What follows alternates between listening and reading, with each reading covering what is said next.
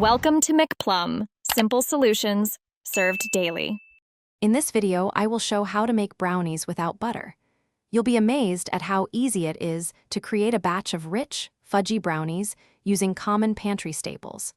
We'll explore simple substitutions that deliver incredible flavor and texture, ensuring your brownies are moist and delicious every time.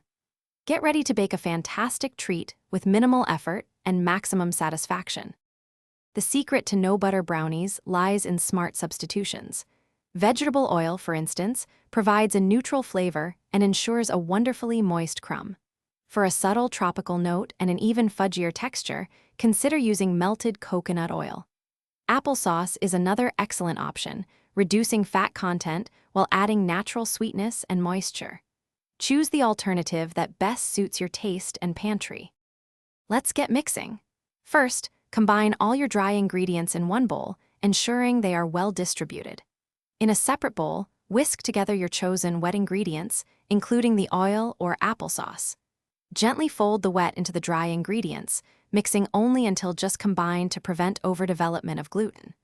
Pour into an 8 by 8 inch pan and bake at 350 degrees Fahrenheit for 25 to 30 minutes. For truly perfect brownies, remember these final tips. Overmixing the batter can lead to a tough texture, so stop as soon as ingredients are incorporated. Crucially, avoid overbaking. A slightly underbaked brownie is a fudgy brownie. Allow them to cool completely in the pan before slicing for clean, neat squares. Store your delicious, butter-free brownies in an airtight container at room temperature for up to 4 days. Thanks for watching. Stay juicy and subscribe.